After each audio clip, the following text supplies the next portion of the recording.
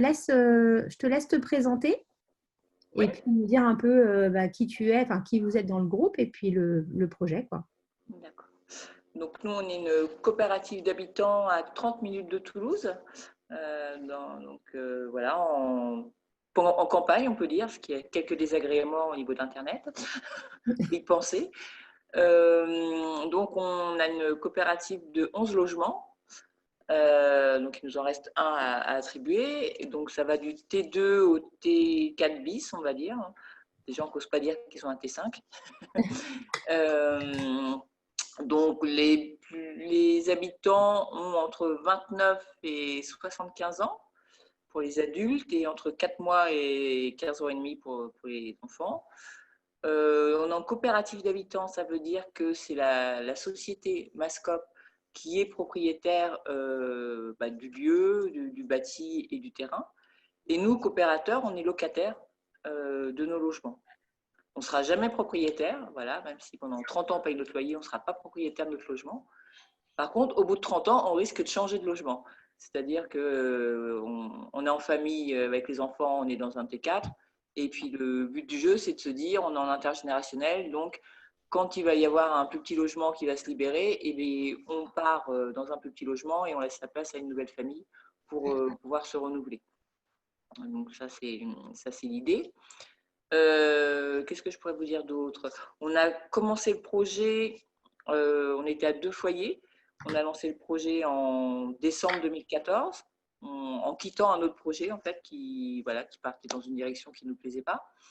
Et en février, on avait créé l'association. Au départ, on était en association. Ça, c'est pas forcément une bonne idée, hein, de se mettre en association pour changer. C'est pas vraiment. Il vaut mieux se mettre directement sur son statut, c'est moins compliqué. Et on a cherché le terrain activement, ce qui fait qu'au mois de mars, on avait trouvé le lieu. Et voilà, ça c'est comme dans beaucoup de cas, c'est surtout une question de relation entre personnes et on s'est très bien entendu avec le propriétaire qui a accepté de nous louer le temps qu'on monte la société, qu'on obtienne les prêts et tout ça. Donc, on a loué de août 2015 à décembre 2016, en fait. Donc, on était en coloc, du coup, dans le bâti existant. Et voilà, on a obtenu très rapidement le permis de construire et tout ça. Donc, ça nous a permis aussi d'aller voir les banques avec déjà du concret. Et donc, les travaux ont commencé en juillet 2018 et se sont finis grosso modo en septembre 2019. Il y a quelques finitions, etc., etc. Nous, on a emménagé en tout cas à l'automne 2019. Voilà. Et là, on attend quelques travaux encore de finition sur les parkings, l'éclairage public, des choses comme ça qui ont été un peu mis en suspens avec la pandémie. Ouais, Voilà. ok. Et donc là, vous cherchez encore une personne, c'est ça? Voilà, là, on a un T3 qui est disponible. Parce qu'en fait, dans la coopérative, pour entrer dans la coopérative, on achète des parts sociales. Donc, il faut avoir 20%, ce qui correspond à 20% du coût de son logement. Donc là, par exemple, c'est un T3. L'apport est de 41 000 euros. Donc ça, ce sont des parts sociales qu'on achète dans la coopérative qui nous permettent donc de louer un appartement. Et quand on quitte la coopérative, bien sûr, on récupère cet apport qu'on a mis au départ. Et nous, il y avait un foyer qui pensait pouvoir vendre rapidement son appartement pour pouvoir venir habiter avec nous. Et puis, en fait, la vente a traîné. Donc, ils ont dit, on préfère se retirer et laisser la place à quelqu'un qui arrivera que nous qui avons un appartement à vendre qui ne se vend pas. Et voilà. Donc, du coup, D'accord. au dernier moment, ils ont participé aux travaux et tout. Puis, au dernier moment, ils ont dit, on laisse la place, quoi. Et le fait de payer 20% de son logement en part sociale, c'est vous qui l'avez décidé ou... Alors ça, c'est en fait, c'est dans les montages juridiques des coopératives d'habitants. 20%, c'est un peu en général ce que demande une banque quand on fait un emprunt. Elle demande qu'on ait 20% de ce qu'on va emprunter. Et nous, les 20%, c'est parce que si par exemple, quelqu'un met beaucoup plus dans son logement, par exemple, quelqu'un qui aurait 100 000 euros, qui dirait, moi, je mets 100 000 euros de part sociale, le jour où elle s'en va, ça veut dire qu'on doit lui rembourser 100 000 euros. D'accord. Et ça fait, voilà. Donc là, en plafonnant à 20%, en fait, c'est pour se donner une facilité de rembourser. En fait. Ceux qui ont plus sont les bienvenus et peuvent le mettre par contre sur un compte courant associé initial où, voilà, où là on a mis ceux qui avaient plus que leurs 20% ont mis ce qui restait. D'accord. Voilà. Mais on sait, par exemple, si on a placé de l'argent sur ce compte courant initial au départ, on sait que c'est bloqué pendant très longtemps. C'est bloqué pendant la totalité du prêt. Donc là, voilà, si on a mis sur ce compte, c'est bloqué 30 ans. Ok, d'accord. C'est pour favoriser le fait d'avoir plus d'apports par rapport à la Voilà. banque. Et puis du coup, ça permet aussi à des gens qui n'avaient pas d'apport d'intégrer la coopérative. C'est-à-dire que nous, au départ, on était 4 foyers, 3 qui avaient de l'apport, voire plus que de l'apport. Donc, ils ont mis leur apport plus sur des comptes courants associés initiaux. Et du coup, ça nous a permis d'intégrer un foyer qui n'avait pas d'apport. D'accord. Et Ok. voilà. Donc, on pensait que ce schéma allait se refaire pour qu'on puisse accueillir d'autres foyers dans le même cas. Et en fait, on n'a pas retrouvé de foyers qui avaient plus que leurs 20% à mettre dans la coopérative. Donc là, c'est un des grands regrets de Mascotte. Ouais, bon, on voit que c'est pas toujours facile. Alors, il y a C'est ça. Caroline qui demande, les loyers sont de combien? Alors, en coopérative, on parle de redevance, c'est-à-dire que dans ce qu'on donne tous les mois, il y a une partie loyer donc, qui est classiquement comme n'importe quel loyer à perte, donc pour payer les charges, rembourser les intérêts de l'emprunt, etc. Et il y a une partie épargne, c'est-à-dire c'est quelque chose qui est bloqué sur un compte courant associé et qu'on récupère aussi quand on s'en va. Donc nous, on est à 10 euros du mètre carré. Il y a 6,20 euros de loyer, donc perdu, et le reste qui est placé sur ce compte courant associé qu'on récupère donc au départ de la coopérative. D'accord. Ok. J'ai vu, alors, est-ce difficile de monter une coopérative par rapport à une SCIA? Alors, oui, pourquoi avoir fait le choix de la coopérative? Est-ce que ça a été difficile? On sait que des fois avec les banques, c'est plus compliqué. Je n'ai pas essayé de monter une SCIA, donc je ne pourrais pas dire si c'est plus compliqué. Après, nous, c'était une volonté du groupe d'être en coopérative parce qu'on voulait vraiment rendre impossible la spéculation immobilière. Et donc, voilà, il n'y avait que ce statut. Donc, nous, on est en coopérative, pas loi Allure, on est en coopérative SAS, loi de 47, ce qui fait qu'on est une société commerciale, en fait. Voilà. C'est comme Ecoravi dans la Drôme, ils sont sur le même. Comme Ecoravi, oui, tout à fait, tout à fait. Sauf que nous, on a dû faire un emprunt. D'accord, voilà, c'est pas. Oui, oui. Voilà. Et donc, nous, quand on a fait l'emprunt, en fait, il y a eu beaucoup de choses qui se sont enchaînées quand on a dû faire l'emprunt. C'est-à-dire que nous, on voulait mixité sociale de toute façon. Donc, quand on a cherché quel genre d'emprunt faire, on s'est dit on va faire un emprunt prêt locatif social, un PLS. Pour faire ce prêt, donc on est allé voir différentes banques. On a contacté différentes banques, parce qu'il y a des banques qui n'ont même pas voulu nous recevoir. Finalement, dans celles qui nous ont reçus, donc c'est le Crédit Agricole qui a été partant pour nous suivre. Ils nous ont dit, OK, nous, on vous suit pour un emprunt PLS, etc., mais il nous faut une garantie territoriale. Mhm. Donc, nous, on est dans une toute petite commune de 1500 habitants. On ne pouvait pas faire supporter l'emprunt, la garantie de l'emprunt à notre commune. Donc, on s'est tourné vers le département de la Haute-Garonne, qui avait déjà été garant d'une autre coopérative qui est Abricop dans Toulouse centre-ville à la cartoucherie. Donc on se dit pourquoi pas deux. Et en fait, le département nous a soutenus aussi. Donc la banque exigeait que l'emprunt soit garanti à hauteur de 50%. Là, le département nous a dit OK, nous on vous garantit à 70%. Et on va demander à la commune de prendre les 30% restants, puisque, après tout, vous apportez du logement social sur la commune. Donc, vous allez permettre à des jeunes de venir sur la commune. Donc, ça fait des enfants pour l'école. Donc, voilà, une école qui vit, c'est un village qui vit aussi. Donc, voilà, le département a amené la commune à se porter garante de ces 30%. Donc, du coup, on a un emprunt qui est garanti à 100% par les collectivités. Mais ils nous ont dit, on veut bien, parce qu'à chaque fois, il y a le mais, on veut bien, Voilà. mais. Donc là, c'était on veut bien, mais il faudrait que vous travailliez avec un bailleur social qu'on connaît, voilà, qu'on serait sûr qu'il y ait des logements qui sortent de terre et des logements sociaux. Donc nous, à l'époque, on avait déjà notre permis de construire, on était déjà lauréat de l'appel à projet de l'ADEME. C'est la subvention qui correspond actuellement au 0 watt Voilà, donc ça ne s'appelait pas comme ça à l'époque, mais c'était ça, c'était une subvention pour les bâtiments économes et à énergie positive. Donc nous, notre projet architectural était déjà bien carré en fait, on ne pouvait pas trop y déroger. Donc on s'est dit, on ne perd rien effectivement à travailler avec un bailleur social, puisque de toute façon, il ne pourra pas amoindrir la qualité qu'on a mis dedans. Nous, on a décidé que c'était des matériaux biosourcés, ben ça, il ne pourra pas revenir dessus, puisque l'ADEME nous soutient si on utilise ces matériaux et tout ça. Donc en fait, on a passé un CPI, donc un contrat de promotion immobilière, avec un promoteur social donc, qui est les Chalets sur Toulouse, qui est une coopérative aussi HLM. Et en fait, du coup, ils ont été assistants à maîtrise d'ouvrage sur le temps de la construction. Ils nous ont aidés à choisir les entreprises parce que forcément, ils avaient voilà, plus de connaissances des artisans du coin que nous. Nous, on leur a soumis aussi des artisans qu'on avait été voir travailler et où on avait vu le résultat et qui nous plaisait. Voilà, donc on a travaillé ensemble comme ça. Et puis après, on a été associés tout le temps de la construction. Enfin, tous les mardis après-midi, c'était réunion de chantier. Enfin, voilà, quand il y avait des choix à faire, ça, voilà, ça fallait qu'ils le comprennent aussi. C'est-à-dire que c'est un peu plus long que quand ils sont qu'entre eux. C'est-à-dire que nous, on doit avoir un retour du groupe. Donc voilà. Voilà. D'accord. Ouais, du coup, les chalets, ils ont fait d'autres projets, je crois, d'habitat participatif. Oui, ils en ont fait d'autres.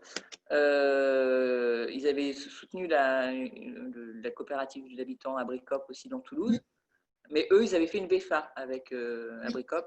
Et avec nous, c'était le premier CPI qui signait, en fait. Donc, on était tous les deux novices de chaque côté. Quoi, donc, voilà. Mais du coup, ça veut dire que c'est soumis à sous condition de revenus, en fait, hein, pour rentrer dans votre projet. Oui, ouais. Donc, nous, c'est ce qui nous plaisait avec l'emprunt PLS, parce qu'on s'est dit, nous, on veut une mixité sociale.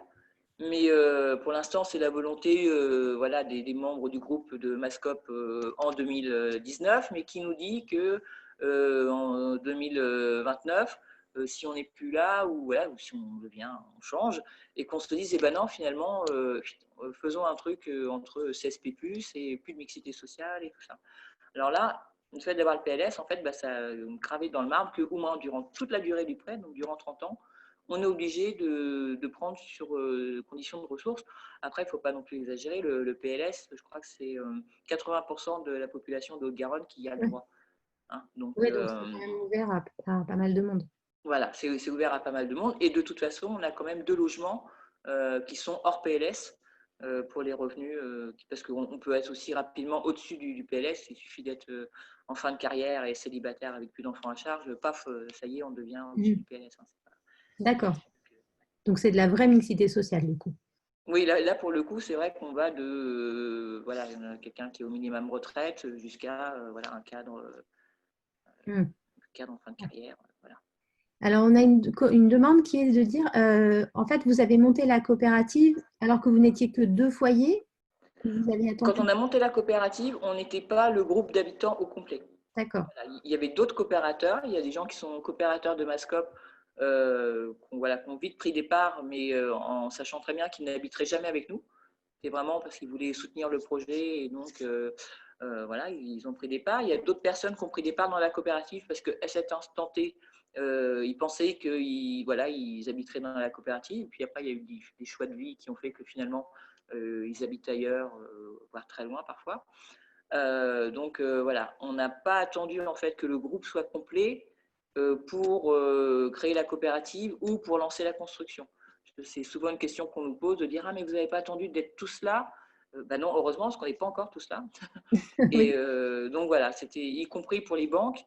Le fait qu'on soit une société, eh ben, on n'était pas tous là, on n'était pas tous là. Mais c'est pas grave parce qu'on est une société, on n'est pas là pas à savoir qui est XY, qui est. Voilà, donc ça, de ce côté-là, le fait d'être en coopérative, ça simplifie un peu la donne. Ça a obligé le banquier à ne pas nous demander nos revenus. Pour dire, Ouais. on ne sait pas, on peut pas vous dire, on ne sait pas qui sera dans ce logement. Donc, ça lui a un peu changé de forme, voilà, son petit formatage. Elle nous disait, ah mais non, non, faut pas que je vous demande, faut pas que je vous demande. Mais Ouais, donc donc voilà, du coup, là-dessus, c'était le fait d'être en coopérative. On disait, ah, on est une société, vous prêtez à une société. Donc, ouais, donc c'est quand même bien parce que ça nécessite pas forcément d'avoir tout le groupe présent. Et en plus, le banquier, il ne se pose pas plus de questions que ça parce que la SAS, la coopérative SAS, il la connaissait. Parce que je sais qu'il y a des banques qui connaissent, d'autres qui connaissent moins. Alors nous, on avait une banquière qui ne connaissait pas l'habitat participatif, Oui, la SS coopérative, un peu. Mais en fait, elle était très enthousiaste, quoi. Le premier rendez-vous qu'on a eu, elle avait un petit livre, Qu'est-ce que l'habitat participatif? Elle dit, regardez ce que j'ai trouvé à la médiathèque. C'est bien, lisez-le bien. Et puis en fait, après, elle a été vraiment convaincue. Et je sais que maintenant, en interne, voilà, elle parle de la coopérative d'habitants, elle essaye de convaincre voilà, d'autres gens, de d'autres agences de soutenir les coopératives, puisque elle en a soutenu que ça marche bien. Et... d'accord. Bah, ça, c'est pas mal du tout. Alors là, Ouais, mais elle est très très motivée. non, mais c'est bien parce que, enfin, et c'est une conseillère qui est spécialisée dans les sociétés ou vous avez vu quelqu'un Non, dans l'immobilier. dans l'immobilier, d'accord. L'immobilier et développement des territoires. Et le hasard a voulu qu'elle s'occupait de notre territoire. D'accord, Donc, ok, super. Non, mais ça, c'est bien ça. mais ça, voilà. Mais c'est vraiment une question de personnes, parce que du coup, d'autres ont été voir du Crédit Agricole à côté. Et voilà, les gars n'ont pas voulu les recevoir ou les ont reçus entre deux portes en disant que ouais, non, eux, ça ne les intéressait pas. Ouais, il faut trouver la bonne porte d'entrée, le bon. Voilà, la bonne porte d'entrée. Et puis voilà, c'est vraiment, enfin, dans plein de domaines après, parce que pour les soutiens politiques, c'est pareil aussi. Quand on Mhm. demande la garantie des collectivités, voilà, faut. Vous avez vu auprès de qui au département? Il y a un Non, du service coup, particulier ou... nous, on a tapé au président qui s'occupait de l'intergénérationnel, développement durable et des solidarités. Comme il Ouais, regroupe les trois, ça tombe bien. C'est pour nous ce gars-là, donc on l'a harcelé, faut pas avoir peur des mots. ouais, Et d'accord, oui, donc développement durable et solidarité, c'est solidarité, ouais. d'accord, donc il faut regarder dans les départements, Alors après, selon les départements, ils n'ont pas tous les mêmes noms et tout ça, mais bon, faut trouver celui voilà. qui se rapproche. Voilà. Ok, alors il y a Colline qui demande comment arrivez-vous à supporter les logements vides financièrement? Parce que si tu as, par exemple, tu as des logements qui restent vides, comment est-ce que c'est reparti sur les autres coopérateurs? Comment vous gérez ça? Donc en fait, dans le loyer qu'on paye tous les mois, il y a une partie qui est justement une provision pour vacances et impayés. Bon, on n'espérait pas, quand on l'a prévu dans le budget, on ne pensait pas qu'on allait l'utiliser dès le début, cette réserve. Mais en fait, c'est prévu dans le loyer, quoi, de dire on met de côté pour voilà, si quelqu'un ne peut plus payer son loyer ou si, comme là, on a un appartement qui est vacant. Voilà. D'accord, ok. Et donc dans le loyer, il doit y avoir tout ce qui est réserve pour les travaux. Voilà, il y a provision pour gros travaux, donc provision pour vacances à payer. Qu'est-ce qu'il y a d'autre comme provision? C'est une provision aussi pour comme notre prêt est indexé sur le livret A. Il y a une provision aussi pour au cas où le livret A remonterait, etc. Enfin, voilà, il y a plusieurs D'accord, provisions. ok. Et donc ce montage financier, vous l'avez fait entre vous? Comment, enfin, est-ce que vous êtes fait accompagner du coup pour, Non, non, nous on était accompagnés, donc c'était à l'époque, où Ouais, Abicop avait encore ouais, intervenait en région toulousaine. Donc c'était avant que AppFab reprenne le flambeau. Nous on a été, je crois, le dernier projet accompagné par Abicop. Et donc on avait une personne d'Abicop qui venait nous voir régulièrement, notamment pour nous ouvrir la porte des banques, pour nous ouvrir la porte du département aussi. Voilà, d'être accompagné par une structure qui a déjà créé d'autres coopératives d'habitants ailleurs, c'est vrai que bon, ça assoit un petit peu le projet, quoi.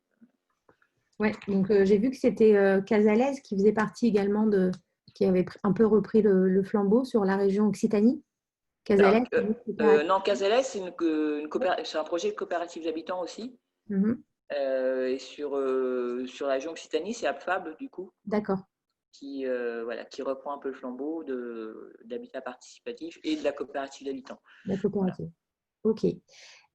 Donc il y a Do qui dit si je suis intéressée, comment je fais? Parce que je sais que vous avez un process Ouais, d'intégration. on a un process, voilà, parce qu'en fait, on se choisit mutuellement, voilà.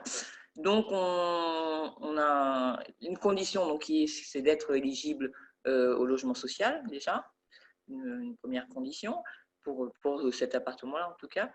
Et ensuite, on demande de venir nous rencontrer, de participer à des réunions. Donc là, les réunions s'espacent, heureusement, parce que ça y est, a eu une période intense de réunions, mais là, ça y est, on se calme un peu. De participer aussi à des temps conviviaux, voilà, histoire de se connaître les uns les autres et puis de voir si on accroche ou pas, quoi. Et voilà. Et après, sur le site internet, il y a tout un dossier avec plein de choses. Voilà, on a créé un espèce de best-of de nos statuts, par exemple, le truc qu'il faut absolument savoir avant d'intégrer une coopérative. Voilà, par exemple, au bout de combien de temps on peut récupérer son apport, etc. Des choses, voilà, histoire de savoir où est-ce qu'on met les pieds, quoi, parce que c'est pas juste voilà, un changement de vie, voilà, mais derrière, ça entraîne pas mal de choses, donc voilà. Et oui, c'est surtout, en fait, voilà, il y a beaucoup de gens avec qui ont assisté à nos réunions et puis qui se sont rendus compte qu'en fait, c'était bien sympa l'habitat participatif, mais pas pour eux. Ouais. Voilà, donc on a beaucoup de gens qui continuent à venir nous voir sur nos temps festifs, par exemple, des choses comme ça, mais voilà, qui n'ont pas encore franchi le pas. Surtout que nous, il y a la question de ne pas être propriétaire, donc ça, c'est vrai que c'est, voilà, pour beaucoup de gens, c'est pas possible de ne pas être propriétaire de son logement, au moins au bout d'un certain temps. Donc voilà, toutes ces personnes-là ont fait un petit bout de route avec nous. Et puis, alors il y en a qui ont monté leur projet aussi. Il y a 2 projets dans la région qui ont été montés par des gens qui sont passés par chez nous. Et un qui est en coopérative d'habitants et un qui est en SCI. Voilà. Et ça, c'est sympa aussi, quoi, de voir d'autres petites graines qui s'envolent, d'essaimer comme ça, c'est sympa. Et donc, voilà, on passe du temps ensemble. Et puis voilà, après, nous, on n'a jamais eu à dire à quelqu'un, bah non, toi, ça ne marchera pas, parce qu'en fait, si ça ne doit pas marcher, on le sent des 2 côtés que ça ne marche pas, en fait. D'accord, tu n'as jamais eu à dire non. Ça, c'est le plus difficile, Ouais. j'ai l'impression. Non, on avait peur. Hein. Là, quand on a eu les 4 logements et qu'on a eu 4 foyers qui sont arrivés, on a dit, pourvu que ça se répartisse bien, qu'il n'y ait pas 2 foyers qui soient sur le même logement. Comment... Et puis, en fait, ça s'est super bien fait. Chacun avait flashé sur un logement différent. Voilà. Ouais, donc là, on s'est dit que s'il y avait vraiment trop de monde pour le dernier T3, on mettrait en critère de sélection un anniversaire en février parce qu'on n'a rien en février. Ah, ok. Voilà, donc on a dit si vraiment il y a trop de monde, s'il y en a un qui est né en février, il aura Il aura la primeur pour une faire. priorité. Voilà, on en est arrivé là. Bah, écoute, c'est un des critères. Donc Pierre-Laurent demande pourquoi avez-vous choisi le statut coopératif SAS et non celui de la loi Allure? Quelle différence? Alors nous, celui de la loi Allure, déjà quand on s'est lancé nous, c'était tous les décrets d'application n'étaient pas encore votés. Bon, c'est toujours le cas, il y a toujours des décrets qui n'ont pas été votés, et notamment au niveau du montage financier. En fait, pour se créer en loi Allure, il aurait fallu qu'on n'ait pas eu besoin de prêt. Et c'était loin d'être le cas. Donc, c'est pour ça qu'on est obligé de faire un peu des usines à gaz en faisant une coopérative SAS, parce que du coup, c'est vrai que les statuts sont plus compliqués qu'avec une loi Allure. Mais c'était quasiment, oui, à 90% pour la condition d'emprunt et de pouvoir emprunter en tant que société. Voilà. Oui, d'accord. Donc c'est plus le timing, on va dire. Voilà. Sinon, on aurait été en loi Allure. Ouais, c'est ça. Mais je suis même pas sûre qu'aujourd'hui, ce soit. Pour les finances, non, toujours pas. Tu m'étonnes. Non, mais ouais, même les banques, tout ça. Ouais. Ouais, je pense que la coopérative SAS fonctionne pas trop mal. Même quand on voit ce qu'a fait Coravi, ça fonctionne bien. Au final. Oui, non, voilà, eux, sans emprunt bancaire, oui, non. Donc Aurélien demande quel type d'espace commun vous avez intégré à votre projet. Et puis bon, bah, Caroline est embêtée parce que son anniversaire c'est aujourd'hui. Donc Ah mince. bon, il y a peut-être pas encore trop de monde, donc c'est peut-être. Voilà, non, puis si elle a un chien qui est né en février, ou voilà, on va être très. Un poisson rouge. Donc en espace commun. Donc nous, on a un bâti existant qui est 400 mètres carrés. Donc dans ce bâti existant, on a ce qu'on appelle la maison commune. Donc où il y a une grande salle de réception qui fait 60 mètres carrés, une plus petite qui fait 40 mètres carrés. Donc voilà, ça c'est des espaces qu'on se partage et qu'on ouvre sur l'extérieur aussi. On a une buanderie, on a 3 chambres d'hôtes, on a 3 chambres d'amis, donc chambre d'amis, bureau, atelier, voilà, comme on a chez soi, quoi. C'est une chambre d'amis quand il y a des amis, et puis sinon dedans on peut faire ce qu'on appelle un atelier propre, parce qu'au garage il y a l'atelier salle pour les menuisiers, mécaniciens et compagnie. On a un potager, on a un poulailler. On a une bibliothèque, on a une piscine couverte et chauffée, s'il vous plaît. Bon, ça, elle y était, on a longtemps, on s'est questionné, est-ce qu'on la garde, est-ce qu'on en fait un logement.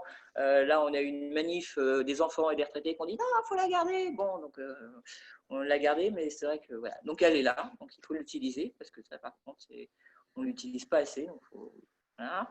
Et donc voilà, et on a 1 hectare à se partager. Donc voilà, il y a de quoi faire. Et puis il y a des pièces aussi qui changent au fil de l'évolution du groupe. Par exemple, il y a une salle qui actuellement est une salle de musique, parce que c'est une salle qui est isolée, etc. Comme dans le groupe, on a un musicien, voire même 2 musiciens. Voilà, c'est une salle qui leur est voilà, ils se sont appropriés. Pendant longtemps, il y en a qui voulaient faire quelqu'un qui faisait de la photo, qui disait ça pourrait faire un studio photo. On disait ça, c'est des pièces, il faut les utiliser, il faut que la maison commune elle vive au maximum. Donc voilà, chacun vient avec son idée, son envie, et puis en général, Ouais. c'est possible. Alors, il y a Colline qui demande, pour les revenus des chambres d'hôtes, c'est la coopérative qui gère ou vous avez une autre société? Alors ça, c'est notre petit casse-tête du moment. C'est qu'on se demandait, comme on a créé aussi une association qui a pour but d'animer cette maison commune, que ce ne soit pas juste les habitants qui l'animent, mais aussi des adhérents voilà, qui sont non-habitants. Donc ça, pour l'instant, ça marche bien, puisqu'on est une 50aine d'adhérents, et donc la majorité, ce n'est pas des habitants de Mascop. Et donc là, on se demande justement, est-ce qu'on garde les chambres d'hôtes, les revenus pour la SAS, ou est-ce que ce sera pour l'association qui reversera à la SAS? Voilà, on a posé la question à la comptable, on a dit qu'est-ce qui est le plus simple, parce qu'on en a un peu marre des montages usines à gaz. Voilà, d'autres coopératives SAS aussi gèrent directement par la SAS sans passer par une association. Donc voilà, là, c'est un dossier du moment. D'accord. Donc, ouais. Donc ça, c'est pas encore. Et alors, du coup, juste une petite question, comment vous allez prendre la décision? Parce que j'imagine que vous avez pris des modèles de prise de décision un peu différents de ce qu'on a l'habitude. Alors nous, on prend toutes nos décisions au consentement. Mhm.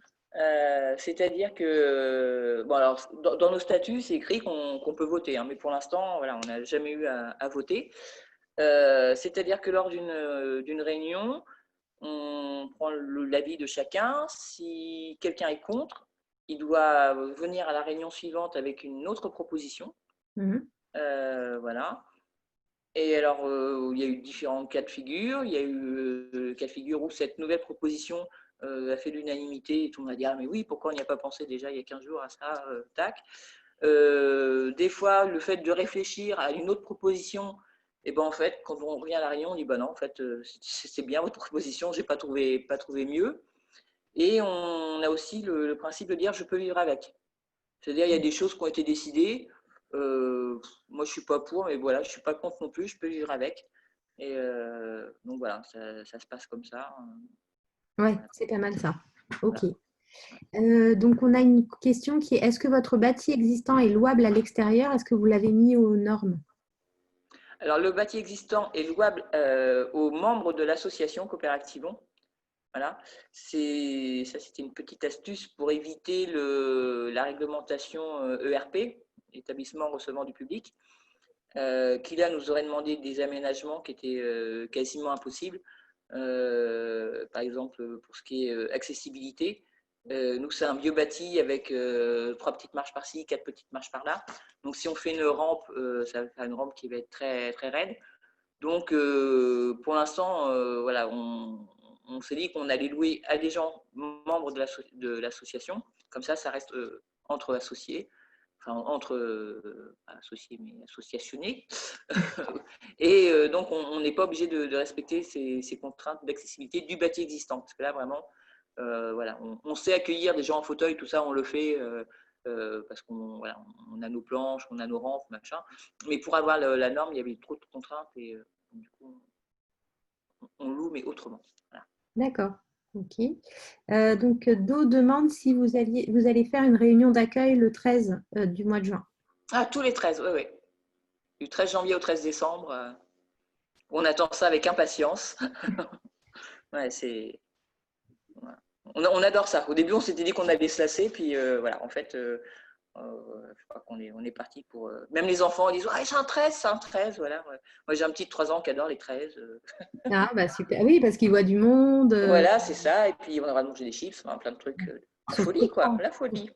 Et ça va en ce moment, du coup, pas trop difficile. Enfin, avec le confinement, vous avez vu moins de monde. Vous avez quand même pu continuer votre process d'intégration ou ça s'est complètement arrêté?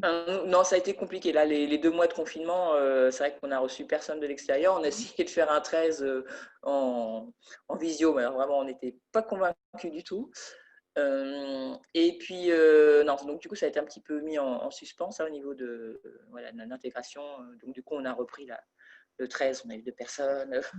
Hier, on a dit, ouais, venez, vous pouvez venir, même si ce n'est pas un 13. Ça, on le faisait déjà avant, de toute façon, de ne pas recevoir que sur les 13, parce que tout le monde n'est pas forcément disponible, quoi.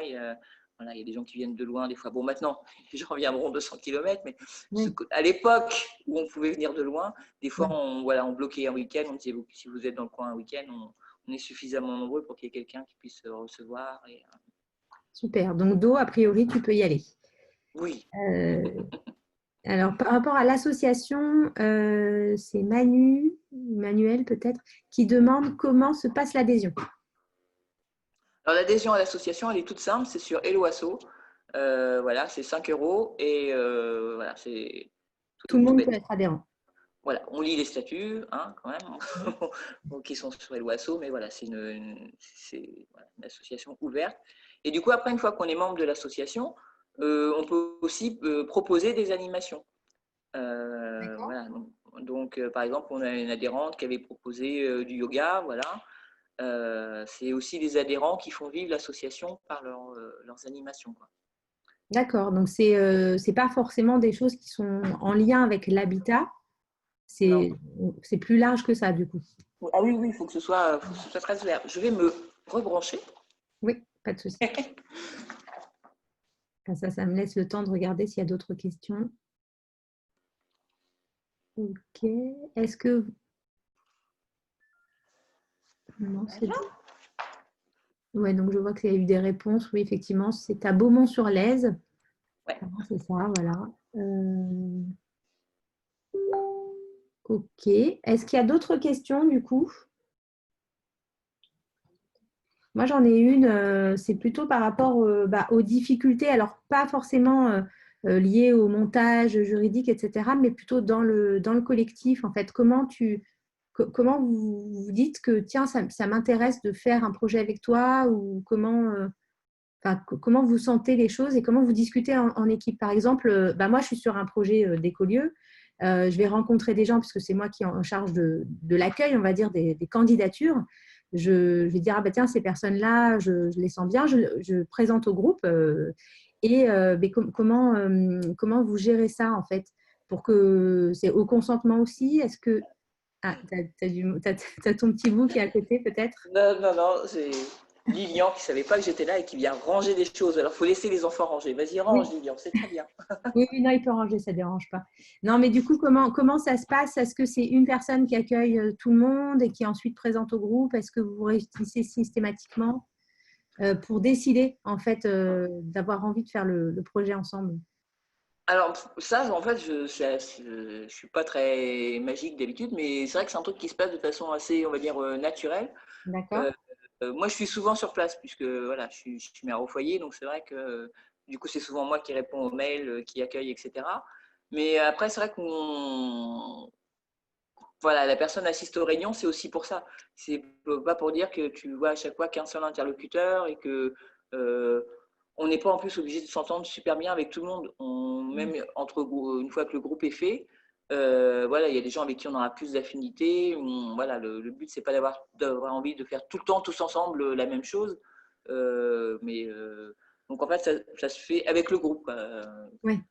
C'est vrai que c'est arrivé une fois qu'après avoir rencontré une personne 2, 3 fois, au niveau du groupe, on ne sentait pas d'accroche. On se dit, mais oui, mais enfin oui, c'est quelqu'un qui est gentil, mais sa place dans le groupe, comment ça va se passer parce qu'on ne sentait pas d'atome crochu. Personne ne se sentait d'atome crochu avec cette personne-là, donc qui était très gentille, c'était pas le souci. et voilà, c'est une espèce d'alchimie qui prend ou qui prend pas, quoi. D'accord. Et vous avez décidé au démarrage de dire on a tant de personnes de tel âge avec tant d'enfants, tant de personnes, ou ça s'est fait naturellement? Non, ça non plus. En fait, quand on a fait la typologie des logements, quand même, donc on s'est dit, on a 4 T2. On se doute bien que dans ces 4 T2, on aura plutôt des retraités ou voilà, que des jeunes étudiants, vu la situation. Voilà, donc ça, on le savait. On a dit, on fait aussi des T4, T3 pour les familles. Et on s'est dit, l'équilibre, il va se faire comme ça, puisque c'est pas dans l'esprit coopératif d'habitants qu'une personne seule vienne louer un T4, par exemple. Oui. Voilà, puisque les espaces communs, les chambres d'amis, on les a dans la maison commune. Donc, le truc de dire non, mais je prends une grande maison pour avoir une maison, pour avoir des pièces pour recevoir. Voilà, on a 3 chambres d'amis, plus s'il y a besoin de 3 chambres d'hôtes, ça nous fait 6 chambres pour recevoir, plus une bibliothèque qui peut faire dortoir. Pour recevoir, on a de la place, quoi. Donc, ça s'est fait aussi, par rapport à la typologie des logements, ça s'est fait assez naturellement. D'accord. Donc c'est en fonction par rapport au logement. Ok.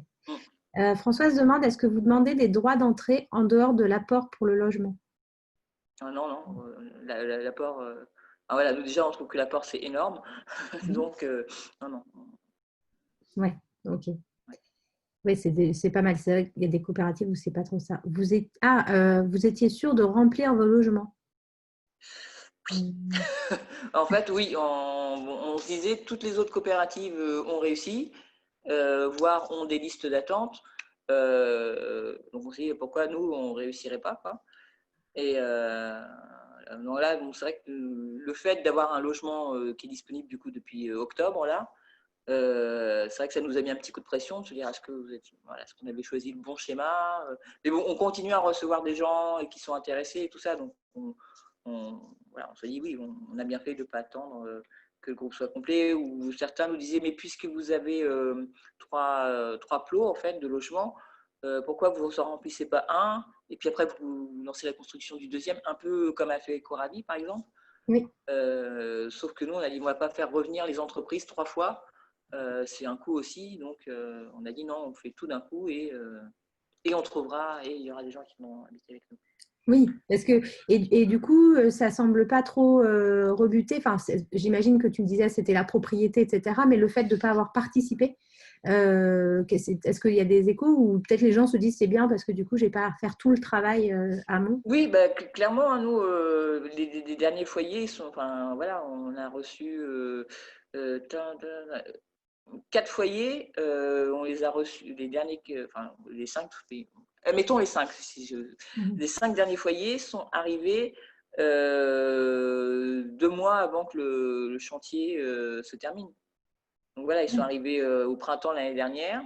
Donc, par contre, c'était le moment du chantier participatif, parce que nous, on a gardé des travaux qu'on a fait tous ensemble.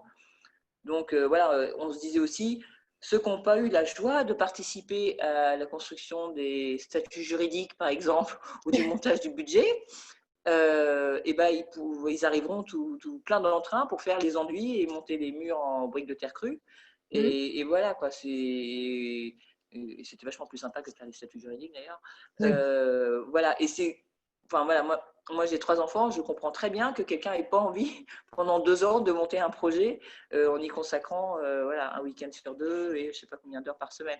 Donc Mhm. voilà, là les familles avec enfants, elles sont arrivées au dernier moment, elles sont arrivées toutes fraîches et disposent et pleines d'entrain pour faire plein de choses. Donc Oui, c'était très bien aussi. Elles se sont très très vite intégrées aussi. Hein. C'est pas oui, c'est ça. C'est l'intégration venir pendant le chantier. Salut. curieuse. Je me suis Donc, dit, je vais venir là, je serai tranquille. Là, en fait, j'étais ouais, j'ai découverte. l'impression que c'est difficile hein, d'être tout seul dans ce Ah là type. là, j'aurais dû me mettre dans le poulailler. Alors, Aurélien demande si vous accueillez des LPX, alors des volontaires pour aider dans les activités et découvrir ce type d'habitat sur une ou plusieurs semaines. Oui, Entretien. ouais, ouais, ouais. On accueille même pour rien faire. Voilà, voilà, il y a une famille qui est venue, je sais plus, juste avant le confinement, là, avec une caravane. Ils voulaient découvrir, voilà, le lieu. D'ailleurs, je crois que je les ai rencontrés sur la page Facebook, il me semble. Et voilà, ils voulaient à tout prix faire des choses, mais il y a des moments où on n'a pas grand-chose à faire, quoi. Donc voilà, on a le droit aussi de venir se poser juste pour découvrir comment ça marche et poser des questions. Voir comment ça marche sur une réunion. Voilà, oui, ou même dans le vivre ensemble, quoi. Comment on est chacun chez soi et tous ensemble quand on le décide, quoi. Ça aussi. C'est chouette. Nous, on a prévu de passer dans l'été, certainement. C'est bien, on connaît, connaît. Quel est le coût total de votre projet? 2,4 millions. Bon, bah, c'est clair. Donc voilà, on a eu, c'était 680 000 euros pour acheter le terrain et le bâti existant, et le reste pour faire construire les 10 logements. Ouais, ça paraît pas si énorme que ça, en fait. Non, non, non, on a un coût de construction de 1 330 euros le mètre carré, Est-ce que VRD comprise. c'est dans la moyenne de la région ou c'est… Ouais, c'est même bas. D'accord, donc Ouais, ouais, ouais. comment tu l'expliques? C'est parce que vous avez mis la main à la pâte, vous avez Parce négocié. qu'on a mis la main à la pâte, parce que on a eu enfin voilà, les équipes qui ont travaillé avec nous, les artisans et tout ça, ils étaient, voilà, il y en a plein, ils nous ont dit, on gagne pas d'argent avec votre projet, mais on est content d'être sur ce projet. Mhm. Voilà, parce qu'ils disent, ah là, mon niveau isolation, pour du logement social, on n'a jamais vu ça, parce qu'effectivement, on a une très très très très bonne isolation. Bon, on n'a pas eu tellement un hiver là, mais on n'a quasiment pas chauffé non plus. Mhm. Et voilà, et eux, ils étaient motivés par cet aspect-là aussi, de dire, mais comment on peut faire? Puis après, il y a tout le truc de dire, ah mais vous n'êtes pas propriétaire, mais comment ça se passe? Mais c'est qui le patron? Ah mais il n'y a pas de patron. Voilà, tout le Génial. côté autogestion de l'affaire aussi qui les a bien intrigués. Et puis voilà, le fait qu'on travaillait aussi avec les artisans du coin, nous ne voilons pas la face, ça va aussi leur servir de carte de visite. Je veux dire, quand on parle de Mascope avec telle Mhm. entreprise, bah voilà, ça parle d'eux aussi. Mais vraiment, on a eu voilà, des gens qui ont tiré, voilà, qui n'ont pas fait de marge de fou pour pouvoir travailler sur notre projet, quoi. Et on a eu un archi aussi, qui est aussi connu pour ça, pour avoir des projets qui coûtent moins cher que ce qu'il avait annoncé au départ. D'accord. Voilà, ouais. Faudrait que tu nous donnes le nom alors. Ah bah voilà, Jean-Yves Aurélien Puyot. demande son nom. C'est qui, pardon? Euh, Jean-Yves Puyot. ouais, ouais, il doit être sur ton site, non? Enfin, sur le site. Ouais, sûrement, ouais, ouais, ouais. Je l'ai vu. Oui, non, mais ça, c'est. Donc, par contre, bon, c'est vrai que ça fait peut-être un peu l'effet, les premiers, quand on sera quelques milliers, ça ça marchera plus trop, mais de pouvoir jouer sur la carte de visite. Mais bon, en tout cas. Et alors, du coup, Colline demande comment vous avez trouvé l'architecte. Alors nous, l'architecte, en fait, on vient d'un autre projet d'habitat participatif, les foyers qui avons fondé Mascope. Et sur cet autre projet, on avait fait un appel à projet justement pour recruter un architecte. Puyot, il faisait partie des 4 finalistes, en fait. Donc on les a entretenus, on leur a fait passer un oral le week-end déjà, parce que pour leur faire bien comprendre que l'habitat participatif, ça se passait Oui. surtout le week-end. Donc lui était là. Et voilà, il était vraiment dans ses petits souliers, tout ça, tout timide. Donc, pour un architecte, c'est pas le. Voilà, en général, ils sont un peu. Les deux autres étaient très matus et tout. Et lui, il était Bah, tout penaud et tout. C'est chiant. Hein. Et en fait, il n'avait pas été retenu sur l'autre projet parce qu'il était trop cher. Et voilà. Et nous, on l'aimait bien parce qu'on disait un architecte, c'est pas qu'il soit trop cher, c'est qu'est-ce qu'il propose. Et voilà. Enfin, c'est pour ça qu'on a quitté le groupe aussi, c'est parce qu'on n'était pas d'accord sur le choix de l'architecte. Et donc, quand on a trouvé un terrain, au départ, pas le terrain où on est actuellement, mais un qu'on avait trouvé avant, on a appelé les 2 architectes qui nous avaient bien plu sur l'ancien projet en leur disant, voilà, nous, on a quitté le projet, mais on monte le nôtre. On a 2 terrains là qui nous plaisent. Donc, il y en a un qui a dit, oui, bah, envoyez-moi un mail. Et puis Pio, il a dit, oui, c'est où? Dites-le moi, j'arrive. Ah, bon, lui, au moins, déjà, il est motivé. Et donc, lui, il avait déjà il a une qualification en développement durable et puis il a fait déjà 3 ou 4 écoquartiers à la demande des mairies. Et lui, à chaque fois, il insiste pour que dans ces écoquartiers, il y a un plot d'habitat participatif. Il essaye d'expliquer au maire que c'est ce qui va donner une âme à son écoquartier et que sinon, il aura un écoquartier qui sera un écoquartier point barre. Et voilà, donc il est assez motivé pour ça. Là, pareil, j'allais dire, c'est comme le banquier, il faut que ce soit quelqu'un qui soit convaincu de ce qu'il fait, quoi. Parce qu'il nous dit souvent il ne compte pas ses heures, et c'est vrai qu'il ne compte pas ses heures. Enfin, voilà, quand on regarde à quelle heure il envoie des mails et tout, on se dit oh là là, on a un peu honte, c'est bien, c'est à cause de nous, tout ça. Mais voilà, et c'est vrai que des fois, je lui envoie un petit message juste parce que je pense à un truc, je dis je ne vous demande pas de réponse tout de suite, et 2 minutes après, le téléphone, il dit alors ça, oui, alors je vous explique.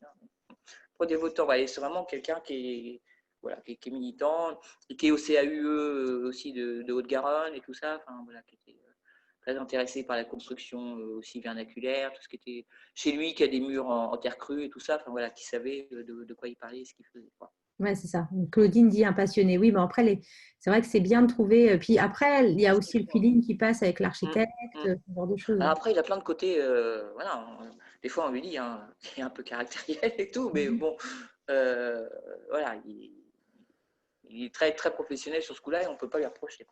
Ouais, non, c'est top.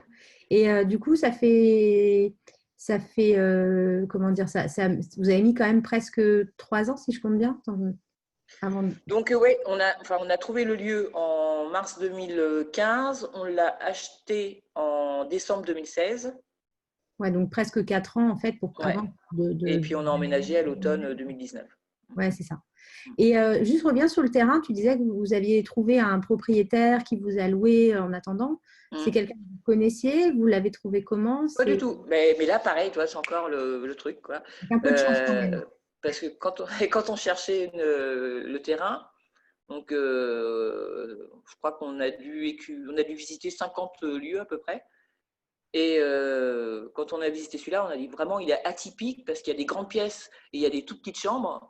Donc il n'arrive pas à vendre le gars forcément quoi, parce que Ouais. famille lambda, tu as des chambres qui étaient plus petites qu'une salle de bain par exemple. Enfin, c'était des trucs trop bizarres. Donc, c'était une très grande salle de bain avec piscine, enfin, pas piscine, baignoire, 2 personnes, machin truc, bidule. Enfin, bref.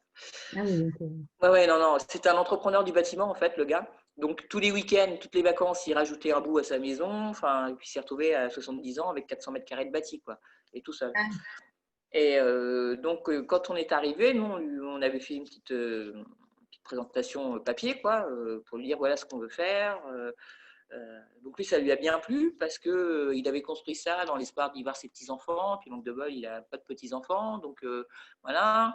Euh, donc on est revenu une deuxième fois. La première fois qu'on a visité, on serrait les enfants. On disait, vous êtes sages, vous êtes polis, vous restez assis, main sur les genoux. Et puis quand il nous a dit ça, on a dit oh, ok d'accord. La deuxième visite, on a dit aux enfants allez courir dans le jardin. Et là voilà, quand il a vu les gamins qui couraient partout dans la forêt, ils ont dit oui voilà, moi c'est ce que je voulais. Donc on lui a dit bon alors par contre on va pas pouvoir acheter tout de suite. Est-ce que vous seriez d'accord pour qu'on loue le temps de trouver, voilà, de monter la structure, d'avoir l'emprunt.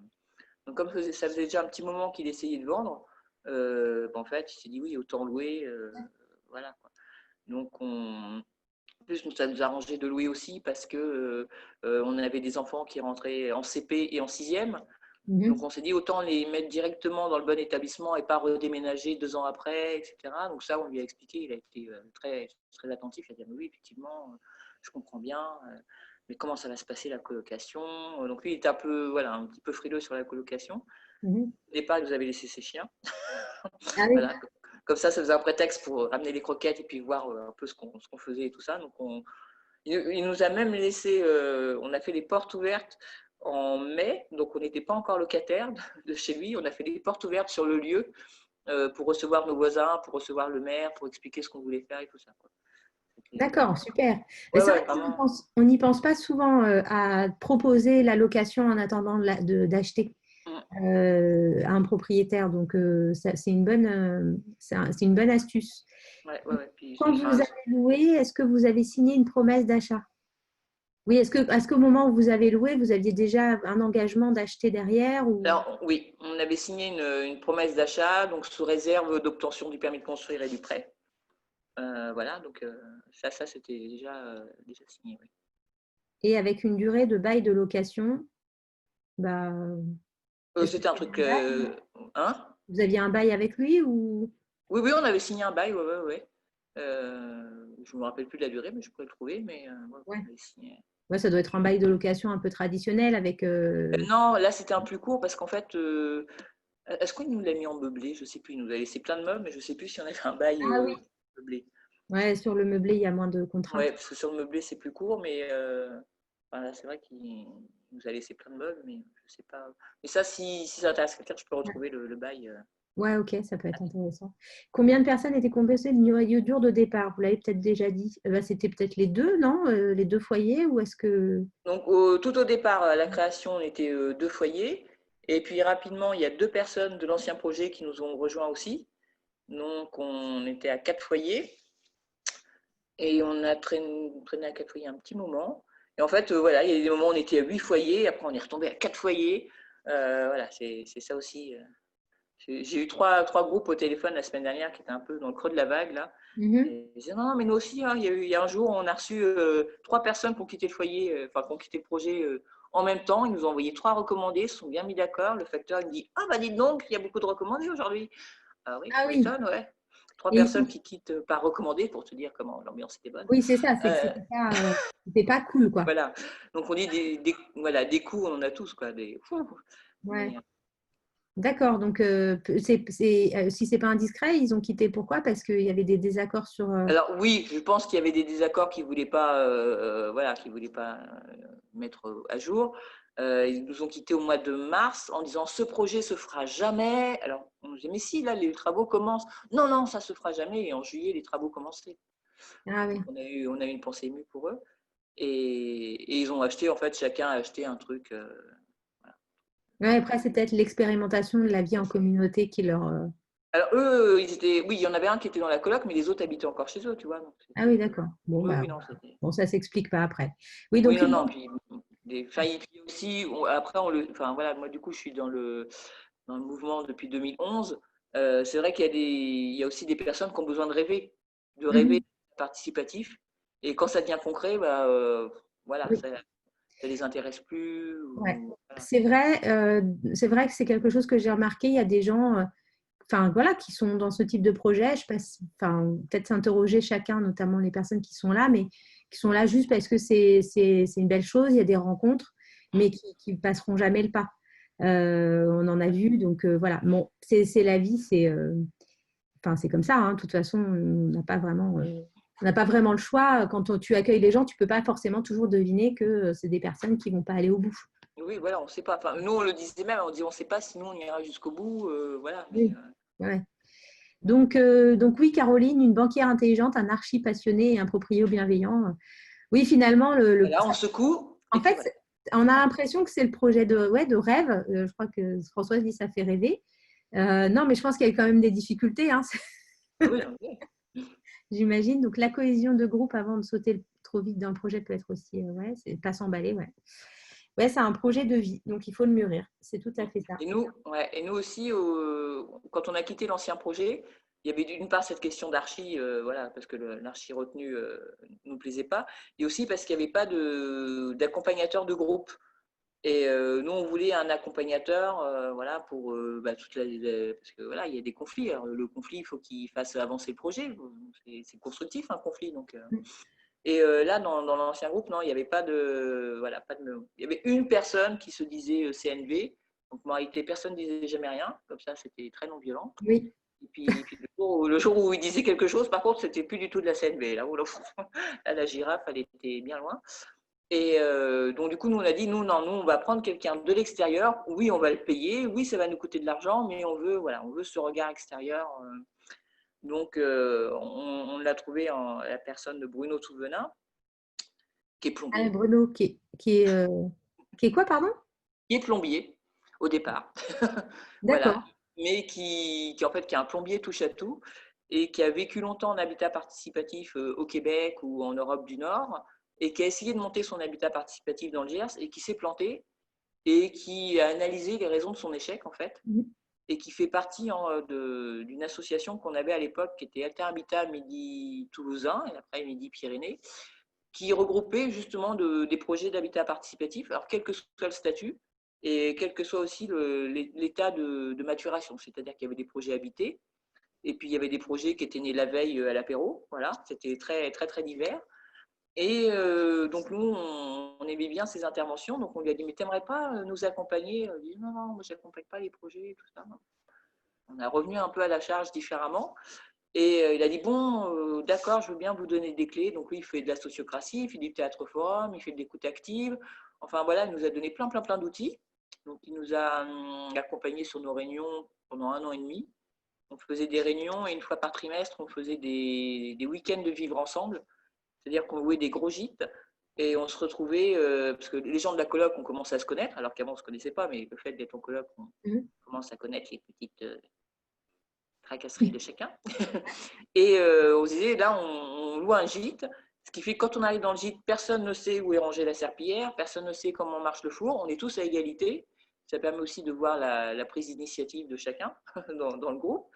Et voilà, on travaillait sur des thèmes. Par exemple, vous pouvez dire, ce week-end, on va travailler sur le partage. On dit qu'on veut partager, mais qu'est-ce qu'on veut partager? Comment on veut partager? Voilà, donc il nous a travaillé des notions comme ça. Et puis au bout d'un an et demi, il nous a dit, voilà, moi je ne peux plus rien vous apporter, là. Vous en savez autant que moi, donc je m'en vais, je ne suis pas loin, mais voilà. Et en fait, il nous a beaucoup, beaucoup apporté. Nous, on n'est pas les mêmes entre le début du projet et maintenant. C'est vrai qu'on a tous évolué, et je pense plutôt en bien, moi la première, sur notre façon d'écouter, voilà, de laisser une place à chacun, de reformuler. Enfin, voilà, il nous a vraiment donné de bons outils. Et puis, comme il est aussi assez pro en terre, l'été dernier, quand on a dû faire notre chantier dans du terre, on l'a rappelé. Bah ouais. Voilà, on l'a dit. Et voilà.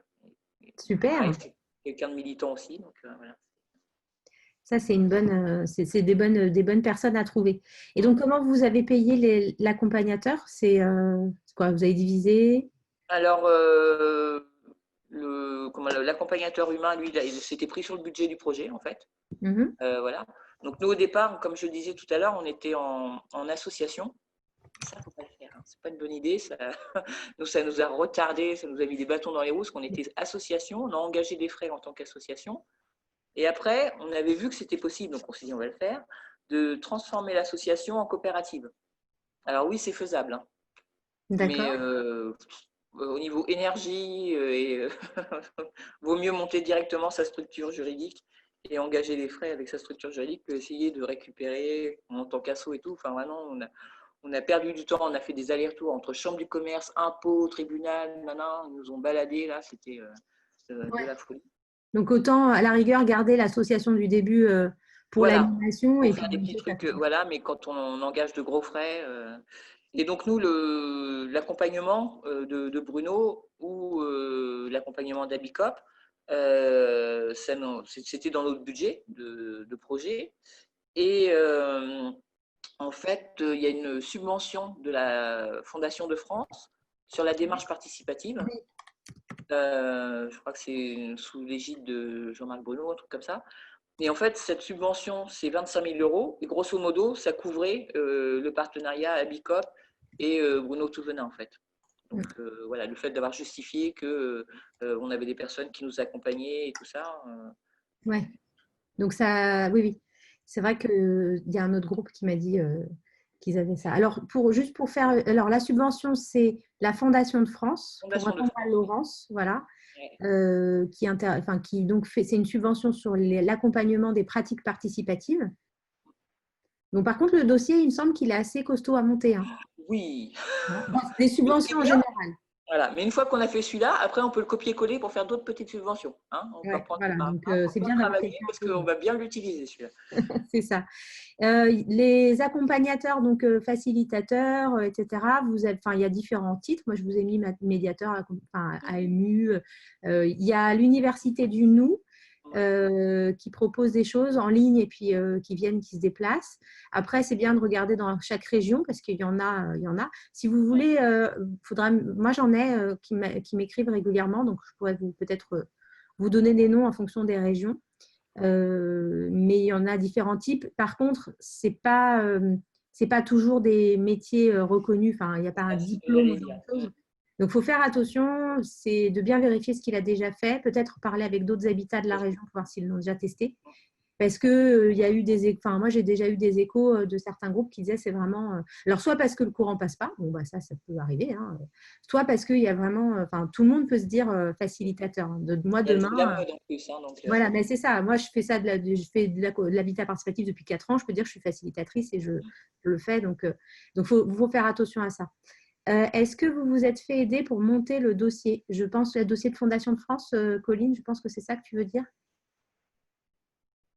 Oui, le dossier de Fondation de France. Alors, le dossier Fondation de France, est-ce qu'on nous a aidés? Oui, il y a un autre projet qui avait eu cette subvention, à qui on a fait relire, en fait, notre projet. Mais moi, personnellement, c'est la deuxième fois que je le faisais, parce que quand j'étais dans l'ancien projet, j'étais aussi dans la commission subvention. Et avec l'ancien projet, je l'avais eu. Alors, j'avais dit, j'ai intérêt de l'avoir avec mon projet aussi, hein, pas exagérer. Et donc, voilà. Mais là, pareil, c'est une question. Enfin, c'est encore des histoires de personnes, parce que le correspondant Fondation de France est venu chez nous. Et avec nous, c'est bien passé. Il est venu chez d'autres personnes avec qui m'ont dit, ah là là, mais il était désagréable. Bon, voilà, des fois, des trucs, ça tient un peu de choses aussi, hein. Ouais. C'est parce qu'on, là, depuis, je ne sais pas quelle heure il est, mais ouais, ça fait 1 heure qu'on parle de relations humaines, en fait. Ouais, ouais. Donc, Mais clairement, voilà, enfin, on est sur des projets c'est la relation humaine, le c'est ça. réseau, voilà, et puis peut-être un peu de chance aussi de tomber sur les bonnes personnes, quoi. Des fois aussi, oui. Mais, Donc, il se fait à quel moment? Bah, écoute, vous l'avez fait assez tôt, je pense. oui, c'est bien de le faire tôt parce que, en plus, la Fondation de France oblige à ce qu'on mette le logo soutenu par la Fondation de France sur toutes les communications après. Et mine de rien, nous au début on s'est dit, bah dis non, il ne manque pas d'air. Mais en fait, c'est aussi voilà, ça fait comme un petit label qualité sur le poulet, hein, de voir soutenu par la Fondation de France. On se dit, bon, quand même, voilà, c'est qu'il y a des gens qui ont épluché le dossier et que c'est valable. Et Il, tra- oui, ouais. Et il travaille avec beaucoup de banques aussi, hein, la Fondation de voilà, France. Donc, ouais. les banques les connaissent, c'est pas mal. Oui, donc Do nous donne sur la réglementation, il y a un C'est ça. Oui, cohésion-territoire.gouv.fr sur les territoires. administratif. Voilà, donc ça, vous avez. Les différentes. Alors, au niveau organisationnel, dans les différentes commissions, est-ce que vous aviez constitué une commission subvention? C'est ça la Oui, question, je pense, oui. oui, oui, il y a une commission subvention. Ah non, alors non, c'est pas la question. Donc Aurélien, je pense que tu peux peut-être nous préciser parce que ou peut-être à On l'oral, a hein. quoi commission? Ouais. Ah, les autres commissions en dehors de la commission subvention. Bon, ça doit être les groupes. Eh ben, alors, elles ont été mises à jour hier à notre réunion parce que c'est ça, comme le projet évolue, ben, il y a des commissions qui n'ont plus lieu d'être. Donc, nous actuellement, on a toujours une commission subvention parce que voilà, on cherche toujours des subventions. On a une commission finance, donc qui est un peu différente de la commission subvention, mais qui bosse avec elle. On a une commission entretien du lieu. Donc là, ça regroupe aussi bien le potager que le bâti existant. Là, par exemple, il va y avoir des tuiles à changer, donc voilà. Mais aussi programmer les chantiers pour. Là, on est en train de refaire les chambres d'eau, donc c'est aussi ça, de voilà, veiller à ce qu'il y ait le matériel, la main-d'œuvre pour refaire les chambres d'eau. On a une commission communication donc, qui s'occupe du site, du Facebook, de répondre aux mails, de répondre aux invitations de SIAM, tout ça. Il y a une commission CMOOC pour la création et la mutualisation des outils et de l'organisation commune. Donc voilà, donc ça en fait, par exemple, c'est la commission qui est chargée aussi bien de trouver par exemple, des jeux, parce que des fois quand on prend des décisions, on les prend aussi sous forme de jeux, pour ne pas rester assis à s'écouter parler, mais par exemple, je sais pas, si vous connaissez le jeu de la ligne, ou des choses comme ça, voilà, donc c'est la commission qui est chargée de nous trouver des petits outils comme ça pour prendre des décisions de façon un peu moins rébarbative. Et j'ai oublié une commission. J'ai oublié une commission, et pas des moindres, puisque c'est celle qu'on appelle la grosse commission, qui est chargée des toilettes sèches, parce qu'on est certains à être en toilettes sèches à Mascop. Donc voilà, qui a travaillé sur comment faire un compost, les conditions sanitaires, les réglementations, tout ça, comment. Voilà. Donc voilà, et et une commission logistique aussi, pour voilà, histoire que quand on fait des portes ouvertes, voilà, il n'y en ait que 2 personnes qui s'occupent d'aller récupérer les verres à la mairie, que voilà, qu'on ait bien mis des affiches là où il faut, quand on part D'accord. sur un stand, qu'on ait bien tout ce qu'il faut aussi. Voilà. Ouais, c'est ça. Voilà. Claudine dit apéro, non, mais là, c'est une commission, c'est des sous-commissions, ça, le Non, comité. oui, ça c'est. Non, non, il n'y a pas besoin de commission là, en général. Ok, je regarde juste s'il y a d'autres questions. Ouais, donc un livre, bah oui. Alors moi, je suis en train d'en Oui. écrire un, justement, donc je vous dirai, je vous tiendrai au courant. Alors, je ne sais pas si c'est le mode d'emploi de l'habitat participatif réussi. Bien s'entourer, c'est une des clés, ouais. Ok. Il y a un livre qui est très. Ah, je ne l'ai pas là, qui est très intéressant, qui s'appelle Les outils je le conseille à chaque fois, je l'ai conseillé 3 fois cette semaine et je ne sais toujours pas le titre. Les outils pour les projets participatifs, quelque chose comme ça. Je peux donner les références plus précises. Qui est justement un livre avec pas mal d'idées de jeux, de mandala pour prendre des décisions, etc., qui est vraiment bien fait. Et qui est aux éditions Passerelle Éco. Et je donnerai, là tout de suite, je redescends, je passe devant la bibliothèque, donc je donnerai les références précises. C'est ça. Et Françoise dit un livre qui s'appelle Les clés de l'habitat participatif, c'est Audrey Giquel, oui. Qui est en Rhône-Alpes, qui l'a écrit. En Rhône-Alpes, qui est dans un projet d'habitat participatif. Ouais, c'est ça. Ok, bah, je crois que il n'y a plus de questions. Je suis remontée. J'espère que j'en ai pas oublié. Mais s'il y en a d'autres, il ne faut pas hésiter à nous envoyer un petit mail. Enfin, voilà. Mais de toute façon, je crois que j'ai vu qu'il y a pas mal de monde qui s'est dit qu'il passerait cet été. Donc, ouais. Et puis même, enfin, voilà, on est rodé, on répond aux mails, on répond au téléphone. Voilà. Donc là, Do avait mis le site internet dans le chat, c'est Mascope. Voilà. Comme ça, vous pouvez voir. Et puis, bah, s'il y a des questions, effectivement. Cécile, en tout cas, à chaque fois que je lui ai envoyé un petit message, elle a toujours répondu très vite. Donc, oui, je réponds vite en général. Voilà. Merci beaucoup. Sinon, j'oublie, c'est pour ça que je réponds vite. Ouais, bah, écoute, merci en tout cas d'être venu nous parler de ton projet. Voilà, c'est un autre modèle de projet. Ceux qui étaient là hier avec, non, que je dis pas de bêtises, c'est samedi avec Jean. Bah, voilà, c'est un autre projet. Il y en aura d'autres aussi cette semaine avec différents types. Mais au moins là, on a un projet en plus abouti qui est réussi en modèle coopératif. Enfin, le rêve. Moi, c'est clairement ce que, en tout cas à titre personnel, c'est vraiment ce que je souhaite mettre en œuvre et je trouve que c'est bien de voir qu'il y a des projets qui réussissent comme ça. Donc voilà, donc tu as des merci beaucoup. Voilà, c'est super. Ouais, je vois plein de à cet été, j'espère bien. Ah ouais, non mais super. Nous, on adore ça, franchement, on adore recevoir les gens. Des fois, on est complètement raplapla, on dit oh là, puis en fait, on dit oh c'est le 13, c'est le 13. Et puis en fait, non, on est trop contents en repartant. Et puis on voit des gens qui montent leur projet aussi. Et ça, ouais, ça c'est chouette. Trop plaisir, ça. Non, mais vraiment, merci. C'était très généreux. Beaucoup d'inspiration et surtout beaucoup d'espoir. Donc là, c'est bon, on a au moins 20 personnes qui vont pouvoir monter leur projet ou peut-être te rejoindre aussi parce qu'il reste une place. Donc, n'hésitez pas. Merci beaucoup à toi. Merci à tout le monde. J'espère que l'enregistrement aura réussi, que je puisse vous l'envoyer. Je te l'enverrai aussi, Cécile, comme ça tu pourras l'utiliser.